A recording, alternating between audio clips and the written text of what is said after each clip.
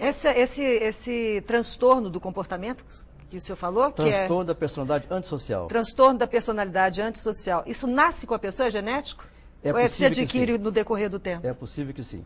É claro que existe uma série de envolvimentos, não é tão simplista assim. Freud já dizia, a chamada teoria de instinto, que a agressividade era instintiva. Depois veio a teoria da chamada aprendizado social. Eram os pobres, eram os negros, eram os homens que, diante de uma situação social ineficaz, desenvolveriam essa agressividade. Nós sabemos que isso não é tão simplista assim. E a gente também sabe agora, através até, essa novela está sendo extremamente, eu acho que é extremamente salutar a gente saber mais sobre essa doença, sobre a esquizofrenia também, até para a gente não ter preconceito, até para a gente entender melhor o comportamento das pessoas.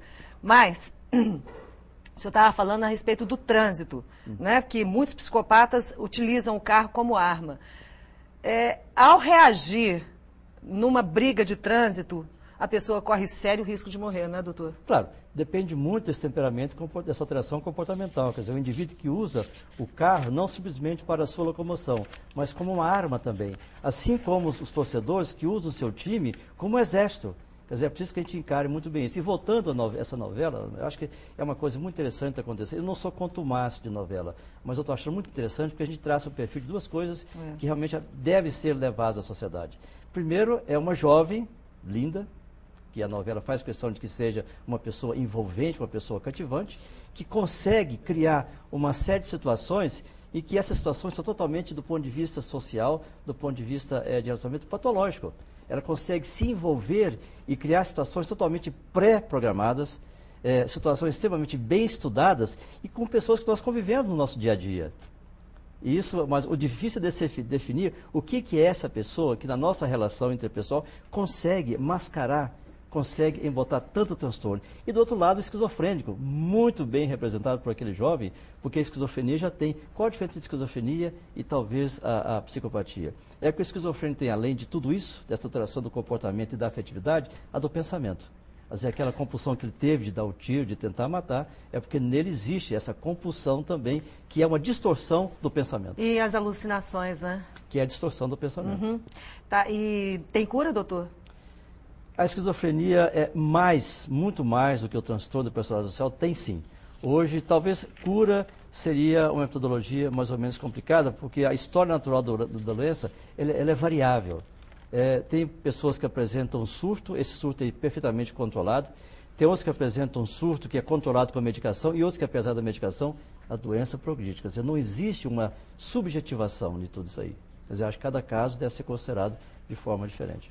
Ok, a gente vai para o nosso primeiro intervalo. Daqui a pouco nós voltamos, que eu gostaria de falar se ambientes agressivos, pessoas que vivem em ambientes com agressividade, se essas pessoas podem ir por esse caminho também.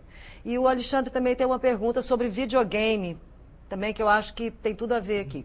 Até já, fique ligado, porque nós voltamos daqui a pouco. O programa Boa Vida está de volta. Hoje nós conversamos com o Dr. Luiz Fernando Martins sobre violência e o cérebro. Dr. Luiz, recentemente, todo mundo presenciou, fecharam os bares na madrugada, né? E os bares no subúrbio, na periferia, que não tinham legalidade, não estavam legalizados, foram fechados também. E com isso, houve uma queda muito significativa da violência. Então eu pergunto para o senhor, até que ponto a bebida alcoólica pode alterar o comportamento de uma pessoa que é uma pessoa dócil para uma pessoa agressiva? Não só a bebida, mas alguns medicamentos também provocam a modificação comportamental. A bebida passa por diversas fases no cérebro, né?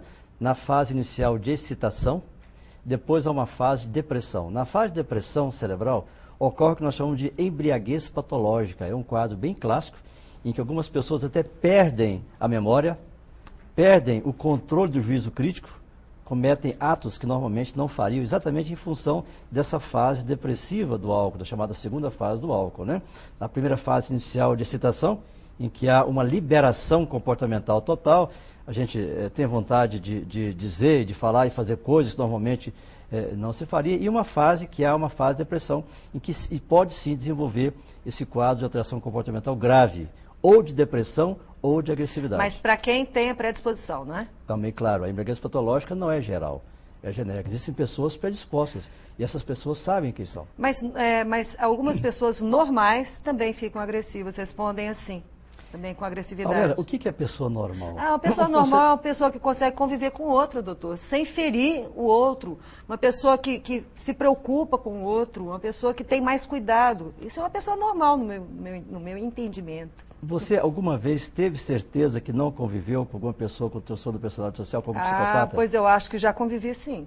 Mas então é difícil dizer isso. Quer dizer, o conceito de normalidade é muito amplo. Até hoje a medicina não conseguiu definir muito bem o que é conceito de normalidade. Será que somos normais? E dentro dessa normalidade, até que ponto isso pode ser considerado patológico? Mas pessoas que não conseguem conviver em sociedade já são pessoas que não são. Eu acho que essa coisa de normalidade, o senhor está certo, isso a gente coloca entre aspas, mas a gente fala, de um modo geral, das pessoas que não conseguem conviver em sociedade. Isso é genérico, né? Isso é genérico. Pessoas, por exemplo, que não conseguem se relacionar com a mesma pessoa durante muito tempo, tem pessoas vazias de sentimento, porque o psicopata, ele é vazio de sentimento, não é, doutor? Se a gente considerar que ele não tem respeito, ele vive dentro de um mundo, o mundo é o dele. As leis são aquelas propagadas e definidas por ele. Quer dizer, se você considerar uma pessoa que vive em função dessa subjetividade, é claro que a relação interpessoal não existe. O respeito interpessoal não existe. Quer dizer, esse é o grande problema das alterações psicopáticas, é a falta na relação interpessoal. Quer dizer, eles não conseguir generalizar os seus sentimentos. Essa subjetivação, ele é importante, as coisas que ele faz são as coisas corretas.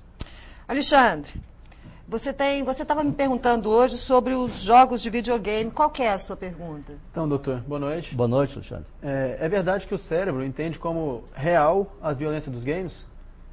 Bom, isso é muito interessante se a gente for voltar à questão das chamadas meditações. O que as meditações fazem? O que elas buscam fazer? Nada mais do que criar uma circuitaria nova cerebral. Uma circuitaria que traga exatamente o prazer.